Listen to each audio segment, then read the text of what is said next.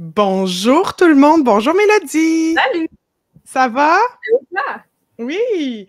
Je suis super contente de te recevoir, Mélodie. On a plein de projets communs ensemble. ben ouais, hey, ça va bouger cette année, ça Ouais. sera pas incroyable. Ouais, c'est vraiment cool. On fait plein de beaux projets ensemble, puis j'ai hâte de partager ça avec tout le monde. J'essaie de lancer le live. OK, c'est beau. J'ai réussi à lancer le live dans C'est bon? LinkedIn aussi. On était dans Facebook, mais là, je l'ai lancé dans LinkedIn. OK. Merci infiniment d'être là, Mélo. On va parler, bien sûr, avec toi de Shopify. Mhm. Il y a quelques mois, quelques semaines, tu as lancé une formation Shopify. Ouais. Sur la tranchée, on va en parler aussi, évidemment. Avant toute chose, je tiens à saluer les parents qui ont les enfants à la maison aujourd'hui, avec les conditions routières. En tout cas, en Montérégie, là, dans mon coin, je ne sais pas si c'est partout comme ça au Québec. À Shawi, je te confirme que c'est pas bien mieux.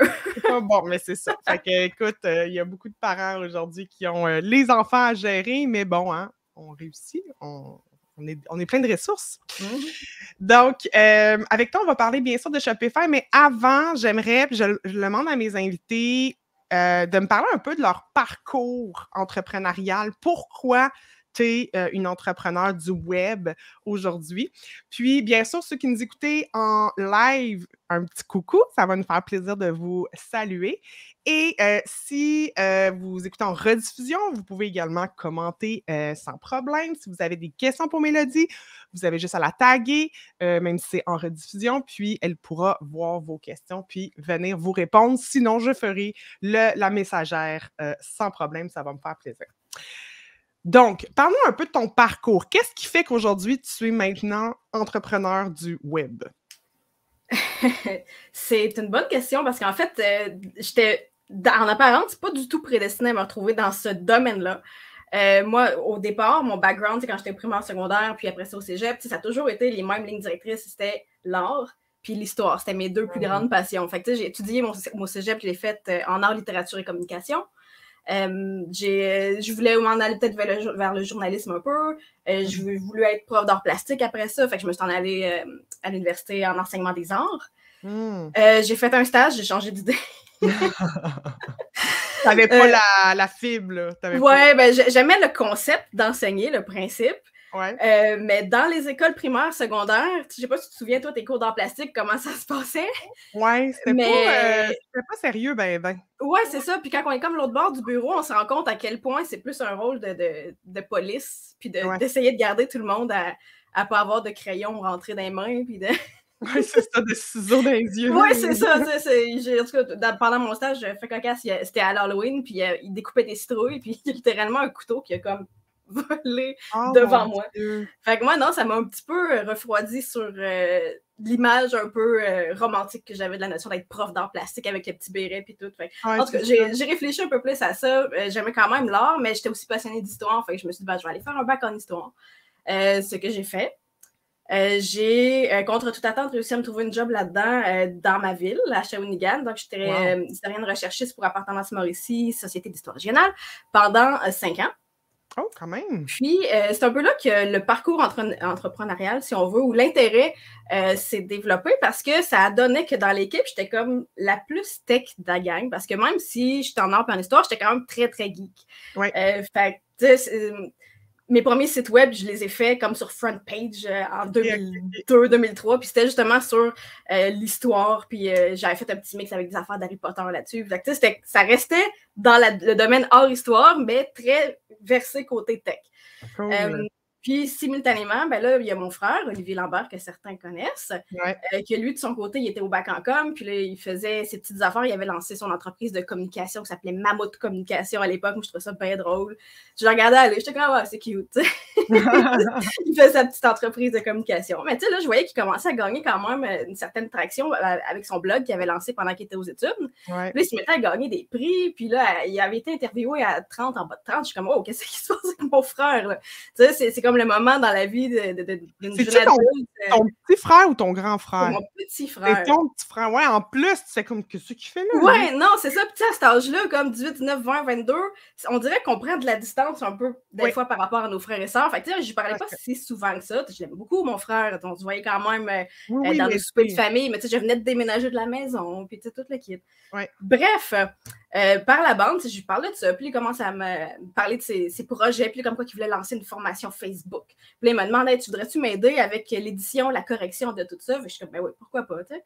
Fait que il m'a un peu embarqué là-dedans par la bande avec sa formation sur la publicité Facebook. Il me faisait corriger aussi puis réviser ses articles de blog. Fait que j'ai comme appris sur l'entrepreneuriat sans nécessairement vouloir parce que je lisais tout ce qu'Olivier faisait. Puis j'apprenais au fur et à mesure. Puis j'essayais d'appliquer ça aussi en même temps dans la Société d'histoire parce que c'était un organisme non lucratif, mais on avait quand même du staff à payer.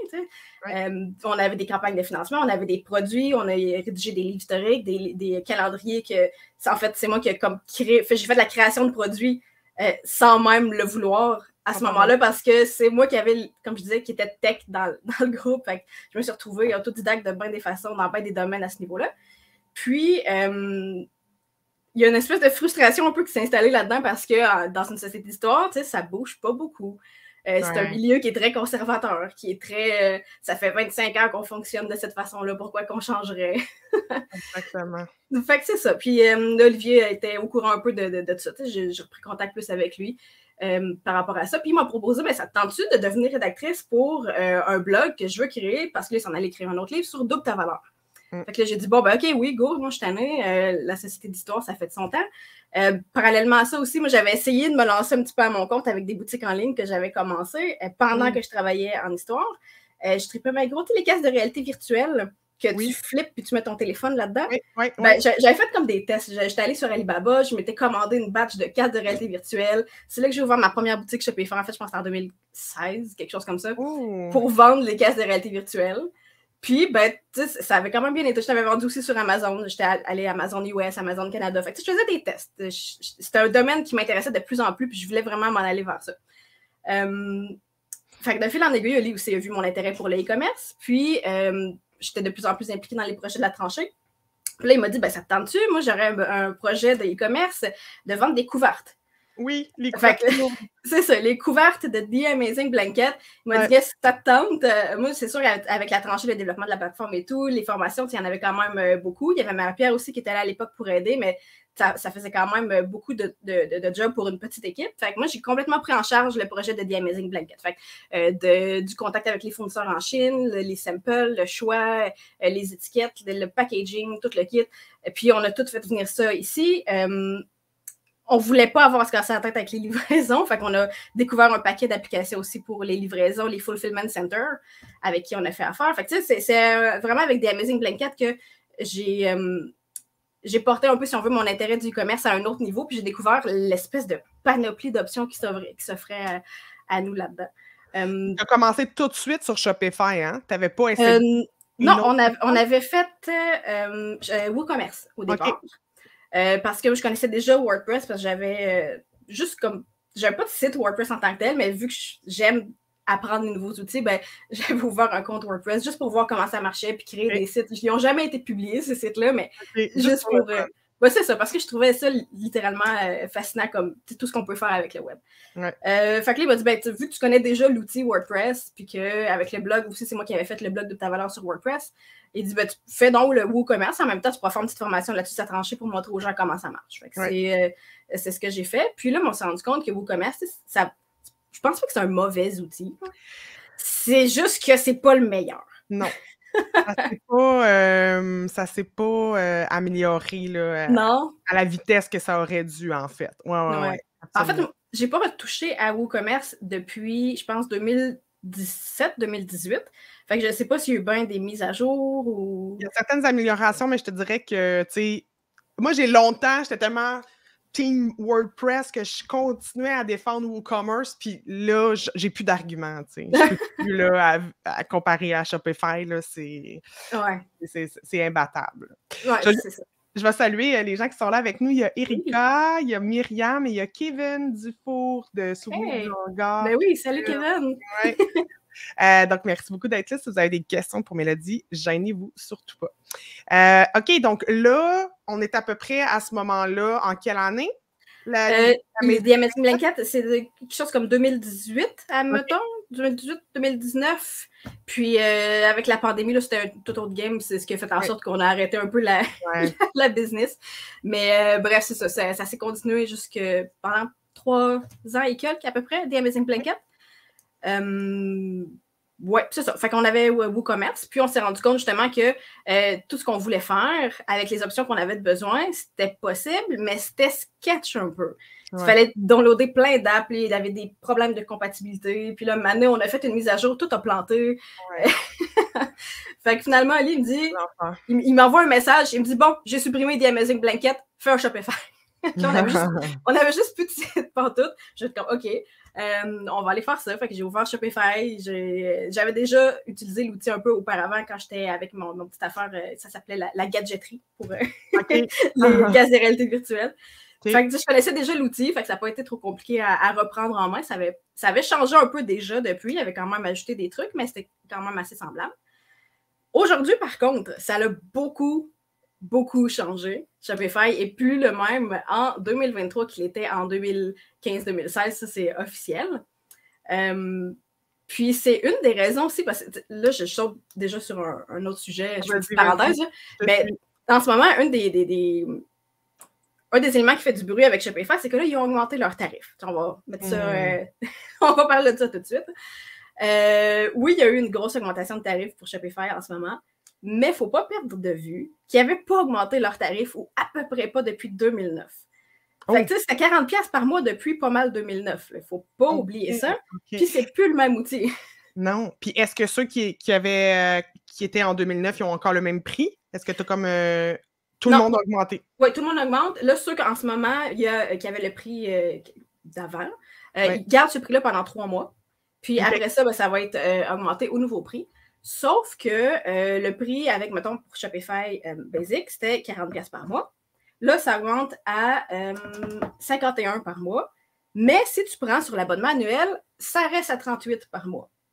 Ah, OK. Fait que si tu es sérieux, le moindrement dans ton entreprise et commerce, prends donc le forfait annuel. Tu économises quoi, à peu près un 20%?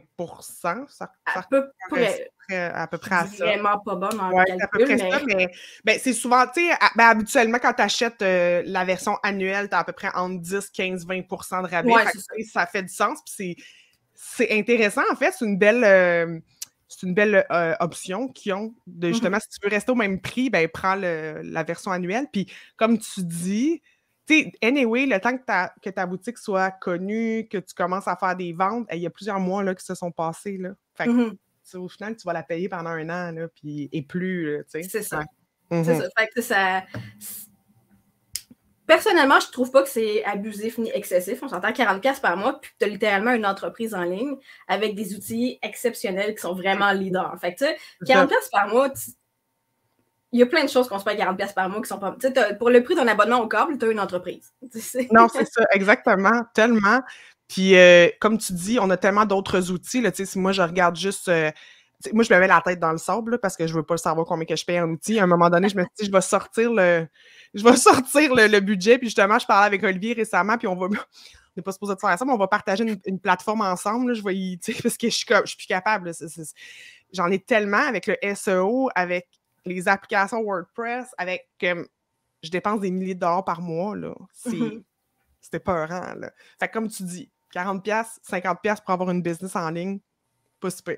C'est ça. C'est ça. Puis tu sais, Shopify, out of the box, tel quel, tu as tellement beaucoup d'outils, surtout avec les nouvelles mises à jour qui se sont ajoutées dans les, mettons, 2-3 dernières années, que avant d'être obligé de payer plus pour des apps, ça va être long avant que ça te coûte plus cher que ce que tu es capable de ramener. Il n'y a pas de frais cachés là, tout de suite. C'est vraiment quand tu veux rajouter des grosses options que là, bien évidemment, il faut que tu payes. C'est ça. Ou si tu veux des trucs vraiment comme spécifiques, pointus, comme pour le checkout, des affaires qu'ils n'ont pas, là, il faut que tu passes par une app. Là, tu mets le App Store qui est vraiment super garni. Fait qu'il y en a vraiment pour tous les budgets, toutes les options. La plupart des apps offrent des forfaits gratuits pour un temps limité. Puis en général, ça te permet justement d'avoir les options gratuites le temps que ça soit rentable. Puis après ça, ben, ça devient juste un investissement. C'est ça. Ouais. C'est vrai, c'est bon, c'est intéressant. OK, donc, puis là, justement, il y a plein de nouveautés. Je sais que la nouveauté, puis ça, je pense que c'était 2022, la grosse affaire, puis c'est toi qui m'avais annoncé ça. Je me souviens plus à quel moment, mais la traduction. Oui. Ça, c'est huge, là. Oui. Vas-y, explique-nous. Ben, ça a été annoncé dans le fond. Shopify, ils ont mis en place un événement qui s'appelle Shopify Editions, que ça a lieu 2 fois par année. Puis c'est là qu'ils annoncent comme toutes les nouveautés qui s'en viennent sur la plateforme. Fait que ça a été annoncé dans Shopify Edition de juin 2022, donc en été dernier. Puis là, c'est la 2e édition qu'on vient d'avoir en hiver. Ils ont reparlé un peu aussi c'est l'application Translate and Adapt, que ça s'appelle, dans l'edition de cette année, parce que c'était pas nécessairement comme rollout pour toutes les boutiques sur la Terre. Okay. Mais là, c'est tout le monde y a accès, tout le monde peut l'utiliser. C'est une application qui est super intuitive, super facile à utiliser. Dans le fond, ça fonctionne avec l'API de Google, Google Translate. Tu as un bouton à cliquer simplement, tu cliques, tout se traduit automatiquement. Ils disent ça peut prendre peut-être 1 heure, 2 heures, dépendamment du contenu que tu as sur ta boutique. Puis après ça, ben, tu as juste comme à vérifier, parce que c'est sûr que des fois, ça peut donner lieu à des traductions un peu loufoques. Ouais. Google Translate, fait que je recommande à la personne de juste laisser ça aller comme ça, revérifier comme il faut, mais quand même, 90% de la job est faite automatiquement par l'API de Google Translate. Fait que ça, c'est génial. À peut-être même aller chercher un traducteur pour qu'il révise si tu n'es pas sûr, parce que tu n'es pas parfaitement bilingue anglais, ou même si tu vends dans les pays hispanophones ou autres, ben là, tu peut-être pas. Fait que, mais le gros de la job est fait, fait que ça t'économise sur même des traducteurs. Là, fait que c'est bon, ça. Oui, c'est ça. Fait que non, c'est vraiment une super belle option. Puis au niveau du SEO aussi, j'avais fait un article sur la tranchée par rapport aux options de SEO puis la traduction de Shopify. Là où je mettais de l'avant une application qui s'appelait Weglot. Il me semble, moi, c'est ça, Weglot, parce que c'était la seule que j'avais trouvée qui était vraiment, qui cochait toutes les cases au niveau du SEO. Sauf que Weglot, ça coûte, dépendamment du nombre de mots que tu as sur ton site, mettons, entre 80 et 300$ par mois de plus que ton abonnement Shopify. Fait que ce que les gens se retrouvent à faire la plupart du temps, c'est ils dupliquaient leur boutique. Il y avait une boutique juste pour en anglais avec un nom de domaine, une boutique juste pour en français avec un autre nom de domaine. Puis ils géraient comme ça 2 boutiques avec 2 stocks différents. Puis ça devenait un peu un casse-tête logistique. Avec l'application, ben, c'est inclus gratuitement pour 2 langues. Fait que français-anglais, aucun problème, c'est gratuit avec Shopify. Puis ça règle tous les problèmes de SEO, toutes les cases que j'avais notées qui n'étaient pas optimales avant. Maintenant, c'est chose du passé, c'est numéro 1, j'ai plus rien à dire. Est-ce qu'il est à jour ton article ou ça, c'est l'article que tu avais écrit à l'époque? C'est l'article que j'avais écrit à l'époque. Il me semble que quand l'été passé, j'avais fait une petite mise à jour dans le texte, mais je serais dû pour en écrire un autre. Avec tout ce que tu viens de nous dire, là. Ouais, OK. Mais c'est sur le site de La Tranchée. Je vais le mettre, le blog de La Tranchée, dans les commentaires, si vous voulez aller voir. Mélo rédige sur ce blog-là. Moi aussi, j'ai des articles, puis plein d'autres experts du domaine du numérique, là, dont Olivier, mais plein d'autres aussi. Là, c'est super intéressant. Ah oui, le blog commence à être bien garni. Oui, vraiment. OK, fait que ça, c'est plus un enjeu. Tu sais, moi, justement, quand je disais aux gens, quand je continuais à prôner plus WooCommerce, ben, je disais, tu sais, on peut pas traduire dans Shopify, mais là, je peux plus utiliser cet argument-là. T'sais. Non, c'est just to buy. Ouais. Shopify plus 1, WooCommerce moins 1. Oui, non, c'est clair. Non, mais honnêtement, je pense que la course est juste déjà gagnée. Là. Il y a même des décomptes à faire, mais ouais. Non, mais tu sais, je comprends ton point parce que tu sais, quand j'avais commencé la boutique aussi WooCommerce avec The Amazing Blanket, j'étais super team WooCommerce aussi. J'adore WordPress, que je me sers pour d'autres trucs d'ailleurs. Oui. Mais c'est ça, pour le e-commerce, Shopify. Oui, ça oui, absolument. OK, cool. Fait que ça, c'est quand même une grosse nouveauté qu'il y a eu, donc tout l'aspect de traduction. Est-ce que ça, c'est... tu as parlé de Weglot, l'application? Oui, mais là, c'est à même Shopify, c'est ça? Oui, c'est dans le fond, dans le dashboard de Shopify, dans le back-end, tu as une section qui s'appelle Applications, où là, tu recherches. Dans le fond, c'est une des applications qui est développée par Shopify. Okay. Fait qu'on a juste à rechercher Translate and Adapt. Puis même, je pense que par défaut, elle est comme pré-inclus. Quand tu veux traduire tes trucs, là, elle est comme pré-installée. En tout cas, c'est vraiment pas compliqué à trouver. Puis à utiliser. Fait que ça, intégration très bien faite, à mon avis. Cool. Excellent. OK. Ensuite, c'est quoi les autres nouveautés super importantes de Shopify là, en 2023? Oui, fait que là, ce qu'ils viennent d'annoncer dans le Edition 2023, c'est au-dessus de 100 updates et nouveautés qui vont roll out au fil des semaines, des mois. C'est sûr qu'on ne regardera pas tout ce qu'ils ont annoncé. On a juste une heure. mais quand même, j'ai fait comme une petite liste de ce que je trouvais qui était le plus pertinent et le plus intéressant. Okay. Ah oui, un truc que j'avais oublié de mentionner aussi tantôt quand on parlait des tarifs, c'est qu'avant, pour essayer Shopify, il y avait un essai gratuit de 2 semaines. En 2 semaines, mettons que tu es vraiment bien préparé, tu as moyen quand même de pas mal faire ta boutique de base, puis de commencer presque à vendre. C'est sûr que tu n'auras pas tout fait, là, mais en tout cas, tu as un bon bout de fait, mais ce n'était pas suffisant nécessairement pour commencer à la rentabiliser. C'est ce qu'ils se sont rendus compte. Puis là, maintenant, à place de faire ça, ils offrent, c'est 1 $ par mois pendant 3 mois. Fait que là, tu as 3 mois pour monter ta boutique. Ça te coûte 3 piastres. Si tu es sérieux, il y a moyen en 3 mois d'avoir ta boutique fonctionnelle, tes photos sont là, tes descriptions sont là, tes tags sont là, tout est là. Tu commences tout de suite à faire des revenus, peut-être même avant de commencer à payer l'abonnement annuel, parce que c'est sûr que c'est plus avantageux de prendre l'abonnement annuel. Mais bref, je trouvais que c'était une super bonne offre. 1 piastre par mois pendant 3 mois, ça laisse une chance pour vrai à ceux qui sont sérieux et qui ne sont pas juste là pour créer des comptes puis les fermer tout de suite. Exact. Ah, mon Dieu, ben oui, c'est vraiment intéressant. Oui, cool. Ça aussi, c'est nouveau, ça fait une couple de mois que c'est comme ça. Puis ça valait la peine d'être mentionné. Ben oui, absolument. Ah oui, puis il y a un nouveau plan aussi que je trouve vraiment chouette. Ça s'appelle le Starter Plan. Il n'y avait pas ça avant. C'est 7 $ canadiens par mois. C'est destiné à ceux qui veulent vraiment jouer, tu sais, ceux qui s'appellent, mettons, les techno-nuls, puis qui veulent vraiment essayer de faire quelque chose, de vendre un produit en ligne, ou juste comme de se tremper le gros orteil, voir si peut-être qu'ils ont un produit à tester puis qu'ils veulent le vendre sur les médias sociaux. Ben, ce que ça fait, en fait, c'est un template que tu n'as comme pas besoin de coder, qui est prédéfini, dans lequel tu peux ajouter tes produits, tu peux ajouter tes images, tes descriptions, puis tu peux vendre directement sur les médias sociaux. Fait que tu peux vendre dans Facebook, dans Instagram, tu peux vendre avec un lien que tu peux intégrer. Ça te permet vraiment d'expérimenter avec la vente en ligne puis d'avoir tes produits que tu peux partager aussi avec des influenceurs. Super intéressant. C'est une belle petite option pour quelqu'un qui commence. Mais est-ce que rapidement, tu atteins la limite puis comme il faut que tu ailles au forfait supérieur ou tu pourrais continuer là-dessus assez longtemps si ton projet reste petit? Ton projet reste petit. Si tu as juste comme... par exemple, La Tranchée, Oli, avait fait des carnets de la domination mondiale. Oui. Son entreprise principale, c'est pas un e-commerce, mais il y a un carnet qui aimerait ça pouvoir vendre. Ben ça a été parfait pour ça, parce qu'il n'y a pas besoin nécessairement d'une boutique en ligne pour le vendre. Il peut avoir juste... dans le fond, ça utilise le panier de Shopify, l'interface de paiement de Shopify. Fait quelqu'un qui ne connaît pas les outils nécessairement, comme Stripe et compagnie, puis l'intégration dans des pages web, c'est super simple, super facile. Tu as un produit à vendre, vas-y avec ça. 7 $ par mois, ça ne vaut même pas la peine de se casser la tête. Puis après ça, si tu te pognes la piqûre, ben c'est facile d'avoir juste un abonnement où là, tu upgrades ton forfait, tu passes à Shopify Basic, puis tu as ton site complet, ton produit est encore là, tu peux maintenant l'intégrer dans une belle boutique. Ah oui, parce que là, tu passes, c'est ça, tu montes une marche, mais tu repars avec ce que tu avais. Okay, exactement. Cool. OK. Il y a ça qui est très chouette comme forfait. Puis, ils ont lancé un autre outil aussi qui est destiné un peu à la même catégorie de gens qui s'appelle Linkpop. Je ne l'ai pas essayé encore. C'est un outil ça nous permet de créer une petite page web toute simple, mais qui est optimisée pour les links in bio, les liens qu'on a dans les bios des biographies des médias sociaux, comme sur Instagram, par exemple. Souvent, on réfère allez voir le lien dans ma bio pour voir telle pièce de contenu. Bon. Fait que ça te permet d'ajouter... j'avais ouvert la page, mais j'ai tellement d'onglets. Comment ça s'appelle, t'as dit? Linkpop. Linkpop.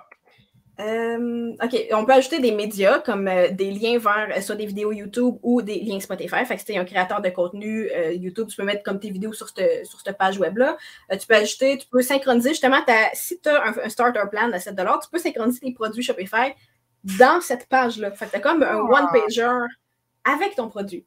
Puis ça, c'est gratuit comme outil Linkpop. Fait que c'est quand même c'est intéressant. Tu peux ajouter aussi des liens d'affiliation d'Amazon. Si tu veux partager des produits, mettons que tu es un micro-influenceur ou un gros influenceur, peu importe, puis tu partages des produits Amazon, tu peux les mettre là-dessus. Puis tu peux aussi ajouter des liens vers des produits d'affiliés d'une autre boutique Shopify si jamais tu es inscrit à Shopify Collabs. OK, bien là, ça, c'était une de mes questions. L'affiliation, est-ce que c'est fort? Est-ce que c'est bien fait, l'affiliation dans Shopify? Tu sais, on réfère beaucoup à Thrivecart quand on parle d'affiliation. Là, c'est pour plus des produits numériques parce que c'est pas un panier, Thrivecart. Est-ce que dans Shopify, ça vaut la peine? C'est une très bonne question parce qu'en fait, Shopify Collabs, ça fait vraiment pas longtemps qu'il a été lancé. Ça a été annoncé dans le dernier Shopify Editions. Ça me semble être très bien fait. Je ne l'ai pas testé personnellement, mais de ce que j'ai vu avec l'interface et tout, ça te permet vraiment comme de créer une espèce de micro-communauté d'influenceurs qui vont comme travailler pour ton entreprise. Fait que tu as accès à tout le monde. Tu peux envoyer synchroniser ça avec ta boutique puis envoyer des cadeaux, des produits cadeaux à tes influenceurs. Tu peux leur envoyer des samples. Tu peux créer des liens d'affiliés vraiment facilement puis les attribuer à chacun des affiliés puis tu as en temps réel qui a vendu quoi avec graphique, tout le kit. Tu peux faire des codes promo aussi que tu attribues à tes affiliés puis tu payes les commissions directes dans l'interface de Shopify. Fait que tout est géré vraiment directement dans l'interface. Tu n'as pas comme une autre application à installer ou quoi que ce soit. C'est en anglais seulement pour l'instant, mais c'est disponible quand même au Canada et aux États-Unis. Fait que ceux que ça pourrait intéresser peuvent l'essayer dès aujourd'hui. C'est pas encore fait dans mon cas, mais c'est que je t'avoue une application qui me titille.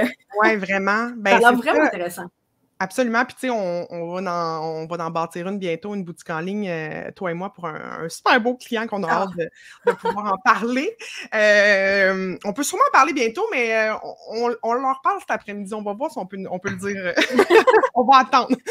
Mais c'est des produits, justement, c'est vraiment cool que, justement, une influenceuse qui aime vraiment ces produits-là pourraient approcher la marque et dire est-ce que je pourrais avoir un lien d'affilié pour commencer à parler de vos trucs puis faire des commissions. Là. Puis c'est tellement... Moi, l'affiliation, quand j'ai découvert ça, là, j'en recommandais là, des outils d'une journée. Là. Je faisais pas une scène avec ça. Là, puis c'est des outils que j'ai essayés, que souvent j'ai testé, que ça m'a coûté de l'argent ou du temps. Puis quand t'en parles, t'es pas rémunéré, mais là, l'affiliation vient comme tout régler cette affaire-là. Fait que c'est vraiment merveilleux. En tout cas, hâte de voir. Peut-être qu'on va l'implanter pour ce client-là ensemble. Ça pourrait être intéressant. En tout cas, je pense que je m'inscrirais comme affiliée. Oui, c'est ça, exactement. Cool. OK. Qu'est-ce qui se passe d'autre de nouveau là, dans Shopify? Oui. Bon, ils ont mis de l'avant, comme je parlais, j'ai abordé un peu le sujet tantôt, des outils plus pour nous permettre de faire des ventes, ils appellent ça des ventes sociales, fait que c'est des ventes qui mettent l'accent sur les médias sociaux. Le but, dans le fond, c'est de nous permettre de vendre là où nos clients se trouvent. Fait qu'il y avait YouTube Shopping qui avait été introduit au dernier Shopify Editions, qui est maintenant disponible. Ça nous permet, en fait, si on est un créateur de contenu vidéo avec une chaîne YouTube, puis qu'on a un certain following, on peut synchroniser les produits de notre boutique Shopify directement dans notre chaîne YouTube. Fait qu'on va avoir comme un onglet où est-ce qu'on peut faire cliquer sur Nouvelle boutique, puis ajouter tous les produits de notre boutique dans YouTube. On peut les piner quand on fait des lives sur YouTube. On peut les piner comme en direct. On peut les intégrer dans le chat. Puis, on peut les intégrer aux vidéos qui sont préenregistrées puis qui vont se retrouver dans nos playlists sur notre chaîne. Fait que ça, c'est vraiment super intéressant aussi. Je pense surtout à ceux qui font du unboxing. Ça peut être super intéressant de partager ça comme ça. Des présentations de produits en tout genre. Bref, c'est... Vraiment. Dans le fond, la personne ne quitte pas la plateforme en question. Non, c'est ça. Magasiner en même la plateforme. Oui, c'est exactement ça. C'est ça le but, dans le fond, c'est de permettre aux gens de faire un check-out directement dans YouTube. Parce qu'ils ont des partenariats, dans le fond, qu'ils ont fait avec YouTube / Google, parce qu'un appartient à l'autre. Même principe avec Google Shopping, on va pouvoir acheter directement à partir de Google. Ça redirige au panier de Shopify sans passer par un intermédiaire quand on est dans Google Shopping. Cool. C'est un super beau partenariat aussi qui avait annoncé un moment, mais qui est maintenant concrétisé. Fait que j'étais super contente de voir ça. Pour YouTube Shopping, la seule restriction, par exemple, c'est qu'il faut faire partie du YouTube Partner Program. Fait qu'il faut avoir un minimum de 1000 abonnés. Ce qui n'est pas si peu. C'est un bon channel qui, avec tu as fait ta recherche de mots-clés et tes vidéos de son qualité, je pense que ça peut être très réaliste. Ouais. Fait que ça, c'est très intéressant. C'est cool. Ensuite, il y a, là, je vais le mentionner parce que ça existe, mais c'est seulement pour les États-Unis. Il y a le Twitter Shopping aussi, qui est le même principe, qu'on peut magasiner sur Twitter. Peut-être que ça va venir au Canada éventuellement, probablement en fait. Personnellement, je ne suis pas tant fan de Twitter. Ce serait plus mon frère qui montrait des vidéos si ça arrivait. Twitter, c'est ça. C'est pour une catégorie de gens. En tout cas, moi, je ne suis pas là-dedans. Non, toi non plus. C'est ça. Mais regarde, pourquoi pas? Parfait, ça existe pour ceux que ça interpelle. Éventuellement, au Canada, peut-être dans le prochain Shopify Edition qui vont l'annoncer. Qui sait? Mais bref. Ensuite, pour ce qui est de la plateforme Shopify en tant que telle, l'expérience client a été repensée puis améliorée comme à plusieurs niveaux. Dans ce qu'ils ont annoncé, ils ont amélioré, entre autres, l'infrastructure qui va augmenter beaucoup la vitesse des boutiques. La vitesse qui était tout le temps une espèce d'épine dans leurs pieds. Pardon. Là, ils ont vraiment mis le paquet là-dessus, surtout avec le développement comme mondial des boutiques. Si tu achètes d'une boutique en Allemagne, il faut que ça réponde vite au Québec et vice-versa. Fait que ça, ils ont vraiment amélioré leur infrastructure à ce niveau-là, ce qui est très, très cool. Un autre, ça c'est des petits détails, mais qui font la différence dans l'expérience client. Les résultats de recherche puis les recommandations. Ils ont rajouté des petites options, comme quand tu rentres, mettons tu cherches une table, ben, tu commences à écrire tes A, ben, tout de suite, les tables, c'est une recherche subjective, dynamique, qui ont ajouté, qui n'étaient pas là avant. Fait que, ça aide à l'expérience client. Ouais. Puis, si tu fais une faute aussi, ils ont ajouté des algorithmes d'AI qui vont interpréter les résultats puis comprendre ce que tu dis. Fait que, mettons, tu écris, au lieu de T-A-B-L-E, tu écris T-B-A-L-E parce que tu as inversé des lettres, ben, il va le trouver tout de suite quand même. Même chose si tu skippes une lettre parce que tu as fait une faute de frappe. Il va te trouver ce que tu cherches quand même, puis il va... puis il analyse aussi le comportement que tu as en ligne, sur quoi tu as cliqué, sur quelle catégorie tu aimes, pour te faire ces suggestions-là aussi. Fait que c'est des trucs qu'on ne va pas nécessairement réaliser en l'utilisant, mais que...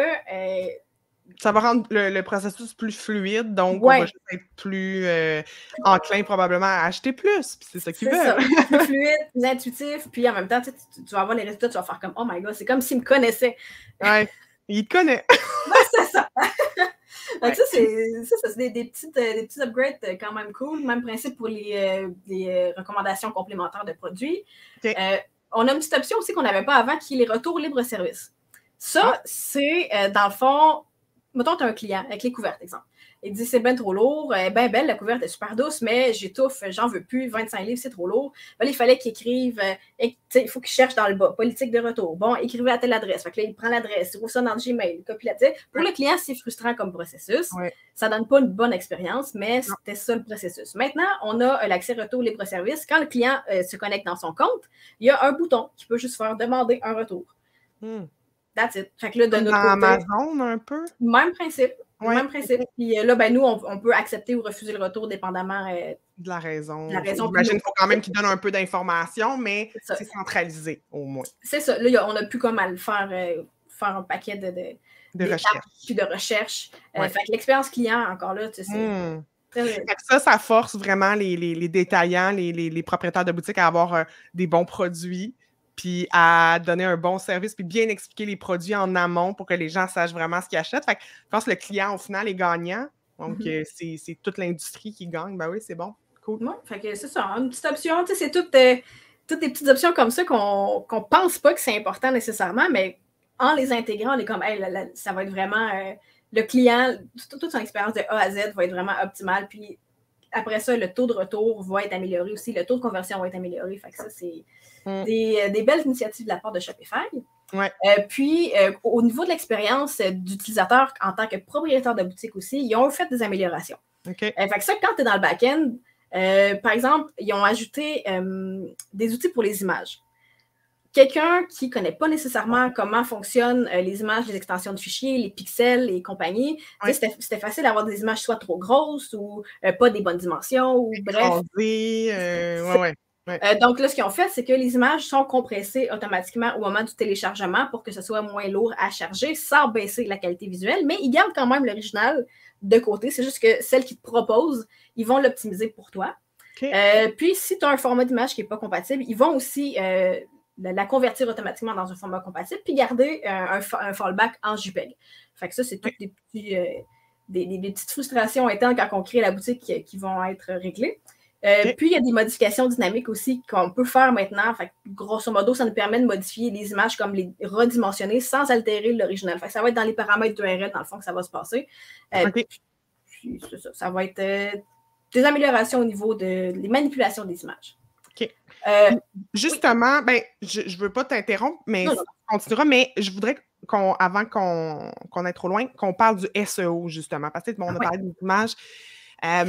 Est-ce que tu sens que ça s'en va dans la bonne direction? C'était quand même aussi une lacune. Est-ce qu'ils ont fait un effort là-dessus? Parce que, bon, la taille des images, le poids des images, ça a un impact sur le temps de chargement qui a un impact sur le SEO, sur le référencement naturel.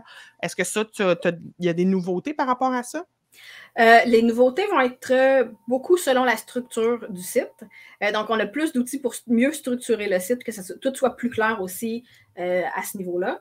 Les métadescriptions, les métadonnées, les alt textes pour les images, tout ça, ça a été rajouté, ça a été des problèmes qui ont été réglés. Bon, pour les traductions, ça, on en a parlé, ça a été réglé aussi. La vitesse aussi, ça, ils ont travaillé fort là-dessus pour la vitesse. Fait que, oui, ça s'en va définitivement vers la bonne direction. Est-ce que c'est comparable à WooCommerce au niveau du SEO? Je pense pas encore. Mais est-ce que c'est très, très, très satisfaisant? Définitivement. Oui, c'est...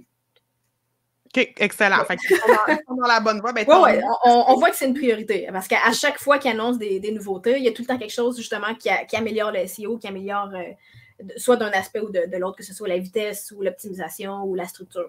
Fait que oui, c'est une priorité de Shopify. Puis, est-ce qu'on peut faire un blog sur Shopify? Oui, on peut faire un blog.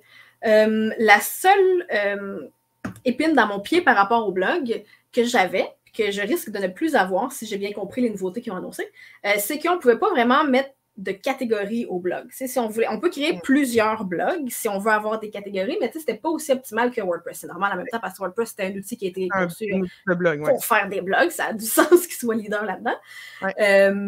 Mais je trouvais que c'était quand même décevant parce qu'il me semble que faire des catégories de blogs, c'est pas quelque chose...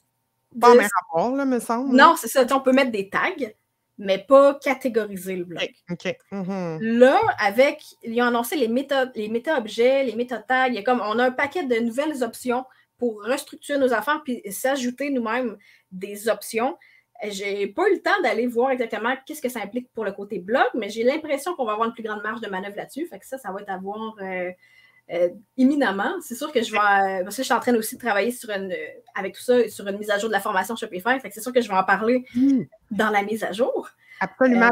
Pendant que tu en parles, je suis sur la page de ta formation. Je vais la mettre, évidemment, avec mon petit lien affilié. Ben oui. Why not? Mon lien affilié de la tranchée. Et j'avais remarqué, justement, je me posais la question, là, il y a une liste d'attente. Donc, elle est fermée, là, ta formation pour l'instant. Oui, en ce moment, dans le fond, je fonctionne par cohorte. Fait il y a eu comme un lancement principal. Au Nouvel An, j'ai fait comme... C'est pas une nouvelle cohorte, mais j'ai fait comme un mini cart open, juste pour ça. Avec l'élan du Nouvel An, je me dis, il y en a peut-être qui vont vouloir rentrer et qui sont motivés. Fait un projet de la... Venez-vous-en. Même si j'ai pas fait de relancement, je me suis dit, on va les intégrer quand même. S'il y en a que ça leur tente d'accéder à la formation, aujourd'hui, j'ai créé un lien spécial secret pour s'inscrire. S'il y en a que ça l'a allumé une petite flamèche d'intention de création de boutique, je vais vous donner le lien tout de suite. Absolument, ben oui. Puis, ton code promo, je t'allais vérifier, est encore actif, Patricia, pour 20%. Ah, cool! C'est Shopify PF20.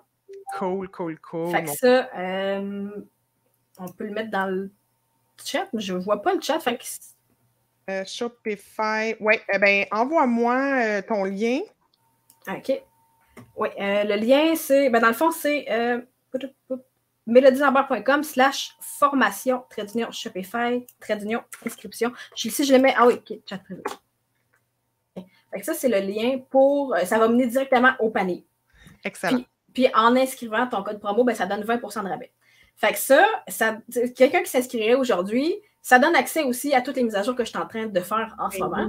Puis c'est parce que, mec, j'ai fait mon package de mise à jour, là, je vais relancer la formation, puis probablement le prix va augmenter à 4,95. OK, à 395 présentement. C'est ça. Fait que là, je vais augmenter probablement de 100 $ parce que c'est quand même une bonne mise à jour que je vais faire.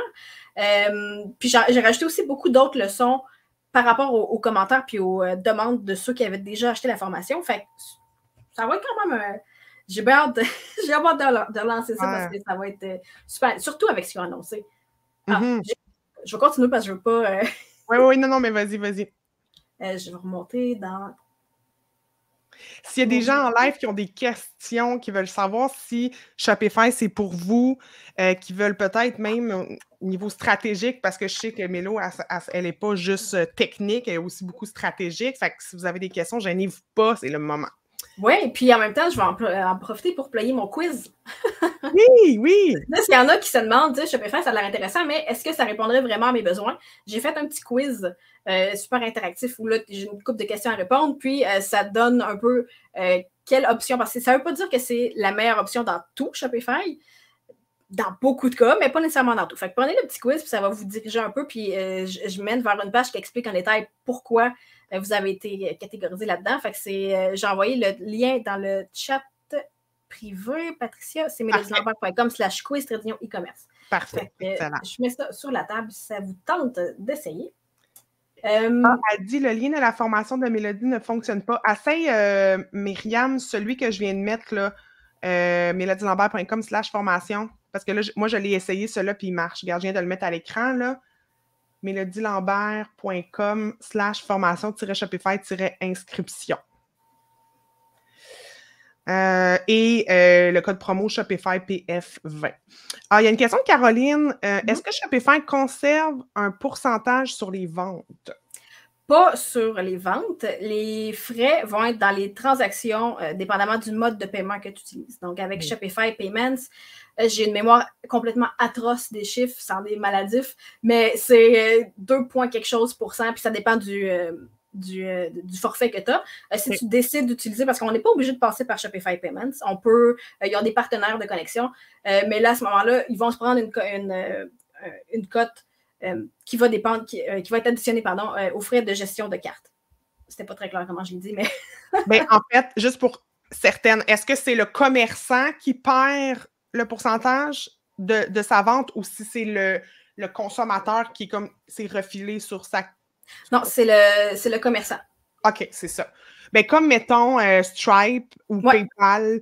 En fait, Shopify Payments est basé sur Stripe. Ah, OK, parfait. C'est le même principe que Stripe, mais intégré dans Shopify comme solution qui ont comme adapté à la boutique. OK. Bon. OK, fait qu'il y a ça. Ensuite, où en étais-je? J'ai plein de trucs super intéressants. Oui, un petit truc aussi qui est vraiment, vraiment chouette. Bon, première des choses, avec avec Shopify Edition, de l'été passé, ils ont annoncé les nouveaux thèmes OS 2.0 qui, ça, nous ouvrait un monde de possibilités très enthousiasmants, je dirais, pour être capable de modifier puis personnaliser le site. Donc, ça nous donnait vraiment des options qu'on n'avait pas avant au niveau au niveau de tout, au niveau des couleurs, au niveau des polices d'écriture, au niveau du placement des éléments, comment, c'est un éditeur maintenant drag and drop auquel on a accès qui est vraiment plus intuitif qu'avant. Sauf qu'il y avait la section header puis footer qui était comme pris là, qu'on ne pouvait pas modifier. On peut personnaliser les éléments qui se trouvent dans le header et le footer, mais on ne pouvait pas les changer. OK. Fait qu'on pouvait les désactiver. Mettons, exemple, la barre promo dans le haut. Ben, on pouvait la mettre affichée ou invisible. On peut modifier ce qui est écrit dedans, mais on ne pouvait pas, mettons, la déplacer ou ajouter quelque chose qui n'était pas déjà inclus dans le thème. Okay. Maintenant, on peut, depuis là. Fait que le header et le footer, ils ont ajouté des sections qu'on peut jouer, puis qu'on peut déplacer, puis qu'on peut vraiment personnaliser à notre goût. Fait que ça, c'était... En fait, la personnalisation, c'était un des points faibles de Shopify, mais qui n'était pas un si gros point faible que ça si on accepte que tout ne soit pas nécessairement personnalisé à notre goût jusqu'au dernier pixel. Les templates sont optimisés pour convertir, sont optimisés pour que les pages soient bien structurées. Fait qu'il faut accepter que ceux qui les ont fait, ils savent ce qu'ils font. Puis que personnaliser les couleurs, ben, ça soit suffisant. Maintenant, on a une plus grande marge de manœuvre, pas mal que ce qu'on avait avant. Fait que c'est pas encore aussi complet que Divi puis WordPress au niveau de quels éléments tu places où. Mais quand même, je suis très, très satisfaite de ce qu'ils ont ajouté, très enthousiasmée aussi par les possibilités que ça ouvre. Puis aussi, un autre truc, c'est qu'on peut ajouter du custom CSS maintenant directement. C'était ma question, c'était justement ma prochaine question parce que tu as parlé de WordPress Divi qui est le bout le fun, ben, c'est drag and drop, do it yourself, mais le bout le fun, c'est que si c'est codé, tu peux rajouter du CSS. Fait que là, c'est possible aussi dans Shopify. Oui, bien, ça l'était déjà, mais il fallait que tu saches ce que tu faisais un peu plus. Il fallait que tu ailles dans le code du thème, puis tu ailles éditer ça directement dans le code. C'était pas intuitif quand tu n'es pas à l'aise avec Ben, comme c'était le cas avant dans WordPress, c'était pas mal ça. Fallait que tu ailles dans l'éditeur de thème, puis là, tu avais le gros message. Êtes-vous certain de ce que vous êtes en train de faire? Puis là, ben, tu sais, de pouvoir le faire à même la page, à même le builder. Fait que là, ça, c'est possible. OK? Oui. Puis on peut modifier, on peut ajouter du custom CSS soit dans le thème au complet ou juste dans des sections de notre page ou de notre thème. Fait que, puis ça, ils ont intégré ça directement dans l'outil de personnalisation des pages. Fait qu'on n'a pas besoin d'entrer dans l'éditeur de code ou quoi que ce soit. C'est super intuitif, super facile. Fait que, gros plus à ce niveau-là, c'est vraiment chouette qu'ils aient ajouté cette option-là. Okay. Il y a une petite question, Kevin qui dit, lui, justement, il y a une boutique avec Wix présentement, il va switcher sur Shopify. Est-ce que je vais avoir un temps mort de performance de la boutique au niveau du SEO? Le SEO, honnêtement, je ne suis pas une experte SEO. Shopify. Patricia. Je t'appelais Shopify. tu pourrais quasiment pitcher là-dessus parce que je sais que tu as quand même beaucoup de connaissances là-dessus, mais j'ai l'impression que ça va dépendre beaucoup aussi du nom de domaine. Ben, c'est ça. Si c'est le même nom de domaine puis qu'il fait des URL identiques, des redirections, si ce n'est pas les mêmes URL. En fait, Kevin, il faudrait vraiment que tu, avec l'outil Screaming Frog, que tu viennes scanner ton site au complet, ton site Wix, puis que tu sortes toutes tes URL. Puis toutes les URL que tu veux conserver, il faudrait que ça soit les mêmes. Est-ce qu'on peut personnaliser nos URL dans Shopify? Oui. On peut personnaliser nos URL dans Shopify. Fait qu'à ce moment-là, ça va être vraiment une question dans le back-end de tout faire fitter ça. Puis... C'est ça. T'sais, si, mettons, sa boutique, c'est Souvenir du hangar / boîte pour les dents. Là, tu peux mettre, il faut que ça soit boîte-pour-les-dents. Si c'était ça avant, il faut que ça soit exactement la même chose dans sa nouvelle boutique. Comme ça, ben, s'il était indexé, c'est sûr qu'il va avoir... Ça va avoir un impact sur le SEO, ça c'est certain, mais c'est sûr que si tu changes toutes tes URL, ça va avoir un impact catastrophique parce que tout ce qui a déjà été indexé, Google aura plus d'intérêt à montrer ces URL-là aux gens, il n'existe plus. Donc, oui. Par contre, je ne sais pas comment... c'est toi l'experte, là, quand il va la bâtir en parallèle, au moment où, s'il veut continuer à la faire rouler sur Wix, j'imagine qu'il va avoir un moment où il va transférer son nom de domaine de Wix vers Shopify. Soit transférer ou pointer, dépendamment de qu'est-ce qui est hébergé où. Okay. Mais oui, ça va être de regarder qu'est-ce qui est où, puis tout rapatrier idéalement. Au même endroit. Au même endroit. OK, cool. Il y a une autre question, Myriam. En parlant de thème, quand j'ai bâti ma boutique en ligne, j'ai pris le thème début. OK. Début. Si je change mon thème pour un thème 2.0, est-ce que je perds mon visuel ou il se transfère? Non, quand on change le thème, c'est sûr que le visuel est perdu. Peu importe que ce soit un thème OS 2.0 ou un thème de l'ancienne cohorte, disons. Fait que c'est sûr qu'il faut recommencer le visuel à ce moment-là. Ce que tu vas conserver, ça va être vraiment tout ce qu'il y a par rapport à tes informations de produits, tes catégories, tes articles de blog, mais le visuel va être différent.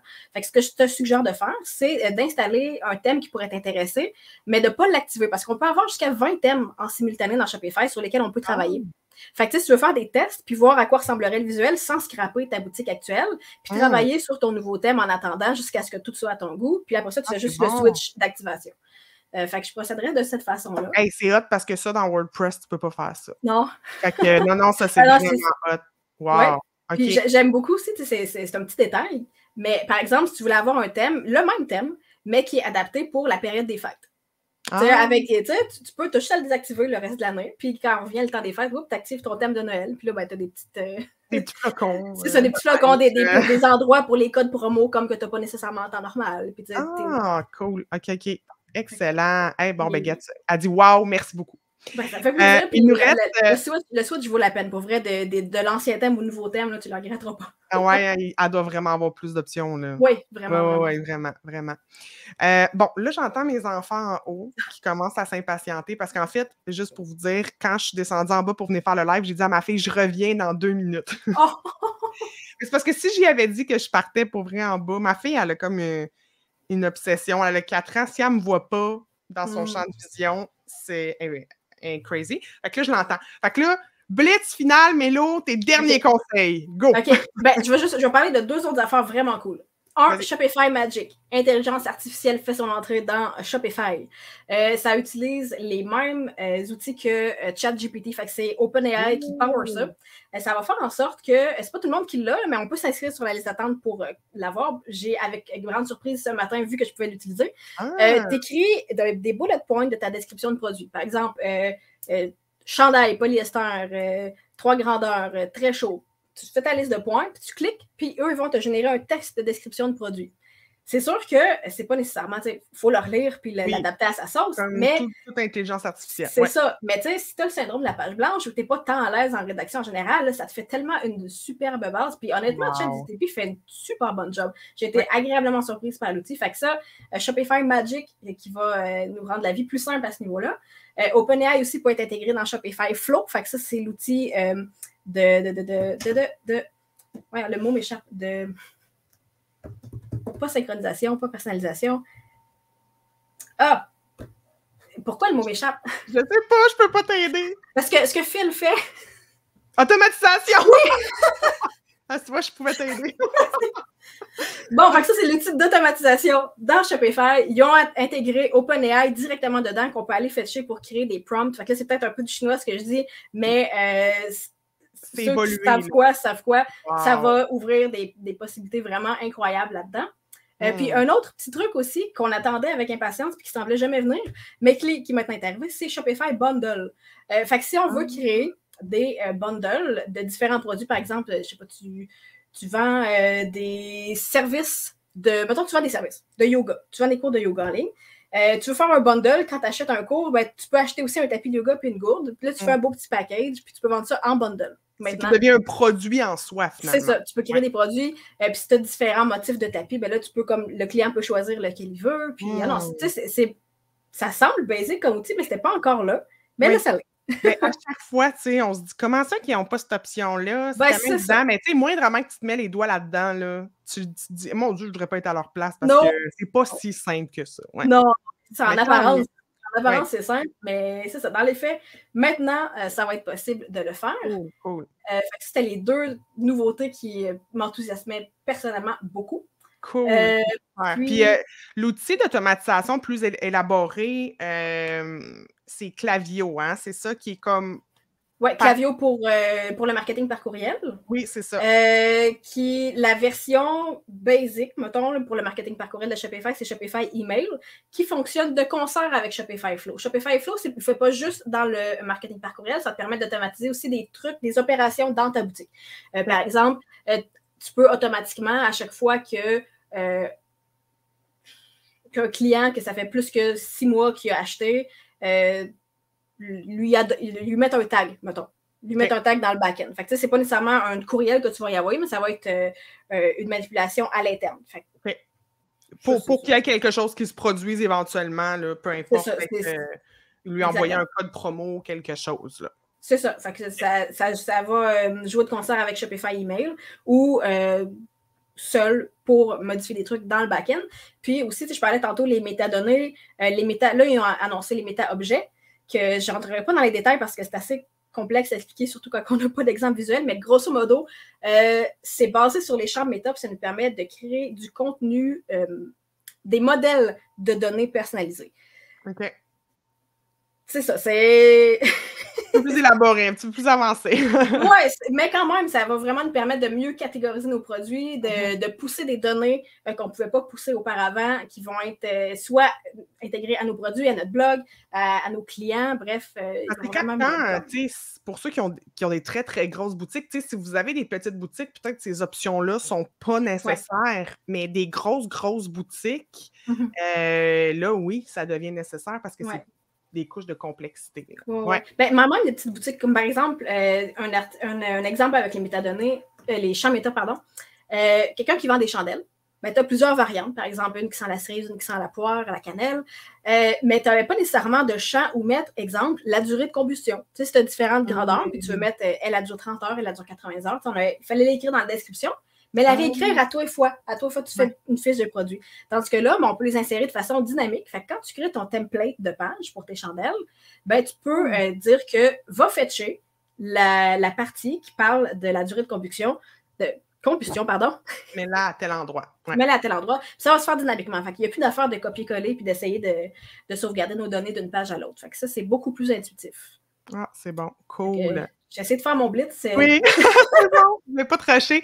Sinon, Myriam demandait si tu as des thèmes à recommander. Est-ce qu'il y en a que toi, c'est des coups de cœur que tu as eus ou ça dépend trop du type de business qu'il y a, peut-être? Ça dépend vraiment beaucoup du type d'entreprise parce que on peut regarder dans le Shopify Theme Store puis classer ça selon les caractéristiques du thème.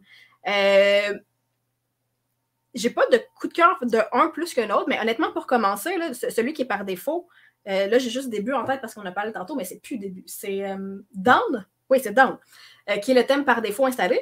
Il est vraiment super versatile. Quand je l'ai vu la première fois cet été, j'ai été agréablement surprise de tout ce qu'on pouvait faire avec. Fait que pour commencer comme base, c'est excellent. Puis, celui-là.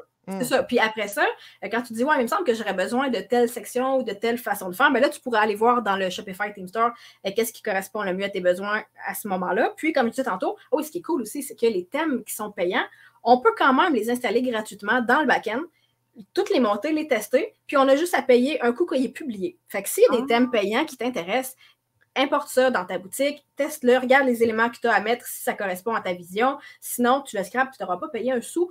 Tu payes seulement, comme je disais, au moment de publier. Fait que ça, c'est très chouette. Ben vraiment, parce que c'est ça, tu n'es pas sûr, ben au moins tu ne l'as pas acheté pour rien. C'est ça, tu n'as pas juste le démo que tu peux regarder pour te faire une idée, tu peux vraiment le créer, modifier tes pages, c'est juste que tu ne pourras pas le publier tant que tu n'auras pas acheté le thème. OK, cool. Très intéressant. Là, il y a Erika qui demandait, elle dit « Je l'ai, mais seulement en anglais. Est-ce qu'il sera bientôt disponible en français? » Mais je ne sais pas à quoi tu fais référence, Erika. Une des fonctionnalités tantôt, peut-être juste le préciser, sinon au pire, écris-le nous, même après la fin du live, on va te répondre. Mais sinon, c'est peut-être juste de mettre ton interface en français ou... Ah, peut-être. Ben, c'est peut-être une nouveauté que tu as dit qu'il y avait, puis qu'elle l'a, mais juste en anglais. Puis, mais peut-être juste le préciser, Erika, parce que je pense que ça fait une couple de minutes que tu as écrit ton message, fait qu'on sait pas à quoi ça fait référence. Mais hey, ça paraît que tu es une vraie passionnée, Mélo, pour vrai, puis c'est contagieux parce que en t'écoutant, j'étais comme je veux en savoir plus, même si je me lancerai pas dans les boutiques Shopify. C'est vraiment WordPress ma spécialité, mais quand même, je trouve que c'est pertinent d'avoir une vue sur les autres outils qui existent et qui sont leaders aussi dans leur domaine. Fait que ça se pourrait que je t'interpelle pour une petite formation. On s'en reparle. C'est bon. Ben, merci infiniment. Puis justement, tu en as une formation, donc on l'a mis le lien dans les commentaires, puis le code promo de 20% Shopify PF20. Ben, je te remercie infiniment. Je te souhaite un super bon week-end. Ben, en fait, on s'en reparle. Je pense qu'on se repasse cet après-midi. Tantôt, oui. Fait qu'on s'en parle tantôt. Merci tout le monde. Bon week-end. Merci. Ça fait plaisir. Puis juste vous dire, la semaine prochaine, c'est Catching. Je vais vous en parler. Je suis dans les collaborateurs de Catching cette année. Donc, vous allez voir passer, évidemment, mon lien du bundle. Merci tout le monde. À bientôt. Bye. Bye.